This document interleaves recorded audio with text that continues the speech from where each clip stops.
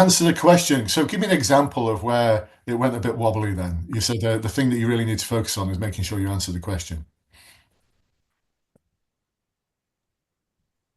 Yeah, I'm not sure how quite I'm getting that wrong. I feel like I am answering the question, but obviously in the feedback afterwards and even in the interview, like after I've given my answer towards the end of the answer, the assessment panel asking me the question again, and then it sort of knocking my confidence quite a bit. And then I'm like, where do I go from here? I'm like fully invested in what answer I've given them, but obviously I'm not answering the right question. And what was the area that you were asked a question about where it just went a bit off at a tangent? One second, let me just look at my feedback. Uh,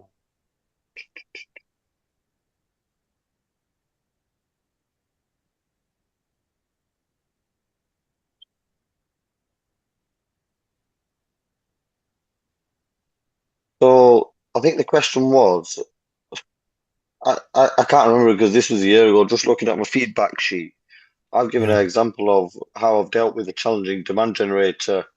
Um, and then reading through the feedback, they've said I've given a lot of detail of explained how I'm going to do certain things, what the issue was, but I've not actually answered the question. So the question might have been something like, how in the future are you going to manage demand or Yeah, quite possibly. okay. So without seeing the detailed feedback and understanding what the question was, it's hard for me to say. But what I would say is that there's various points to prove in an answer. They're looking for certain things. And you can't go far wrong if in that structured approach, so if we take a rear facing question, our basic model is called the SAL model, and it's not that too dissimilar from STAR or SOAR or CARL. We've got a more advanced version, but the very basic version is S for situation. But you're not going to go wrong if you think of two things that you need to make sure are true for that part of your answer. One, it was a difficult or challenging situation that is relevant to the question being asked. So if it's a question about collaborating with partner agencies, the difficult or challenging situation needs to be about a problem in dealing with partner agencies. So you're setting the stall out right at the very beginning. If it was about a difficult decision you had to make, then you need to talk about the situation and the fact that you had a difficult decision to make because not making a decision wasn't an option because of these reasons. So you're setting your stall out in the situation part to make it really clear that this is an answer about the thing that you're asking about. And it helps hyperfocus your mind as well. And also on top of that, if you talk about impact factors, so if you look at impact, if nothing was done about this challenging, difficult situation, the impact on others, so the team, members of the community, partner agencies, you, the victim, reputation, all of that, you can talk about it from all those different angles. So by doing that, you're probably ticking a lot of the boxes on the marking guide in the points to prove. It's no different to definitions. It's like points to prove that you've got to hit. And then as opposed to talking about the task I set myself or the objective I set myself, like no one talks like that. Even in the police, do they? You know, if you had someone saying the task we're going to set ourselves today, someone would be like, what are you talking about, mate? Like, just, or our objective today. Okay, you hear about that on some briefings, but people don't talk like that naturally. So one of the things instead of that, we like to think about our aim. So what do we aim to achieve? What would success look like? Here we are now. We need to solve and deal with this difficult or challenging thing, or I need to deal with this challenging or difficult thing. What does success look like? What am I aiming to achieve? And then that creates the space for you to talk about the options. The options I considered were this, this, and this. No more than three. And I chose this option because clear rationale links in nicely with the NDM. You're talking their language. You're all checking with me so far. Give me a thumbs up. You checking with me? Right, great.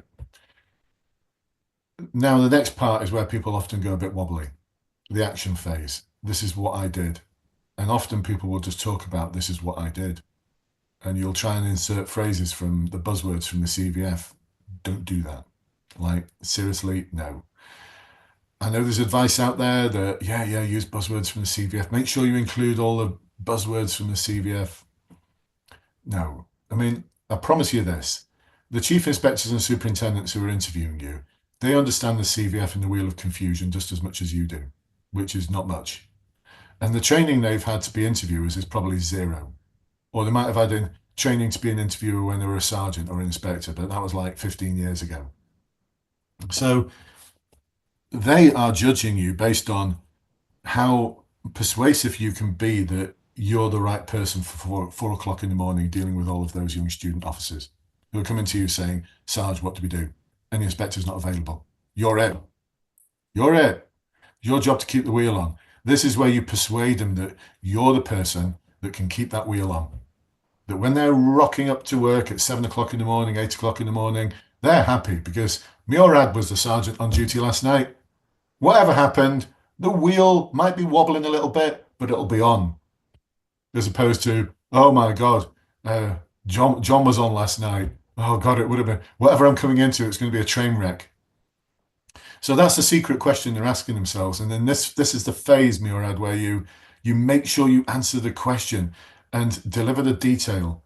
So not just what you did, but how you did it. It's the how that describes the behaviors that they'll be able to go, ooh, that scores highly on this marking guide. And bearing in mind that it's all very subjective. When you walk out the door, the interviewers will be chit-chatting with themselves about where you sit on that marking guide. It's very, very subjective. Very subjective. Far more subjective than you might think it is. It seriously is.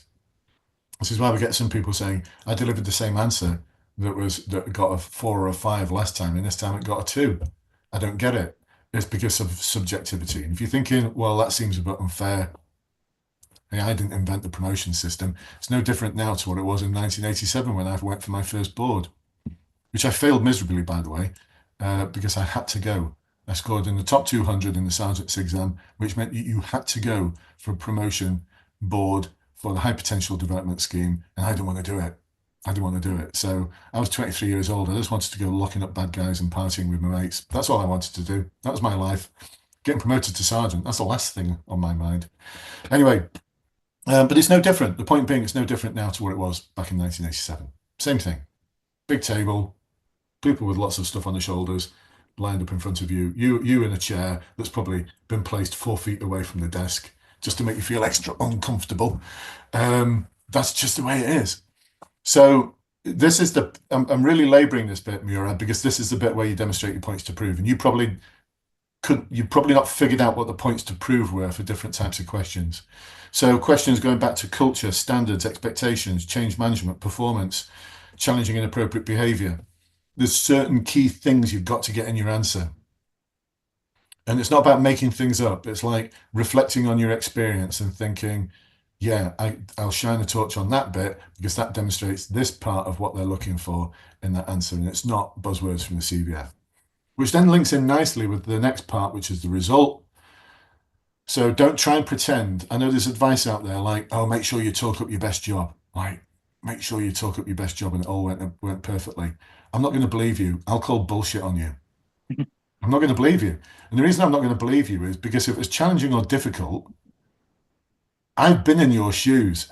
I've worn these. I've worn these. They've been where you are or where you want to be. So they know that the sort of scenario that you're painting a picture of did not go like 100% perfect. Why? Because people. So in your result, talk about how you got the result you were looking for, but there's some parts of what happened that were just like unexpected, didn't expect that, didn't go to plan. And then the next part is the learning, where you talk about not I learned that it's good to collaborate with partner agencies, or I learned it's good to ask open questions, or I learned that it's good to stamp out racism, whatever. Statements of cliched facts. Now I want some learning that links in with that result. You're checking with me, folks? You checking with me, team? Give me a thumbs up. All right. The next part is when we talk about advanced questions. So Murad, the thing for you is, I think, is to focus on those points to prove. But the advanced questions, the advanced answer structure is where you forward pace it. So then we talk about knowledge and understanding. So why this behavior that they're asking questions about is so important in the next rank, and how you're going to deliver on that in the next rank. So what we do is we hybridize the question. Without them asking for it, you've hybridized it, and they will be like on the edge of their seats at this point, because most other people don't hybridize the answers. You do. Blue light people do. This is why they stand out, and this is why they get great feedback at their promotion boards, because the forward paced, one part of it is forward pacing their understanding of why this behavior is so important. Why is culture so important? Well, it links in with retention, which links in with the financial, costings for the force. And it links in with people's welfare and well-being. And so you're forward pacing it. You're forward pacing it. And that puts the icing on the cake. Helpful, Murad? Yeah, very much. That does point me in the right direction.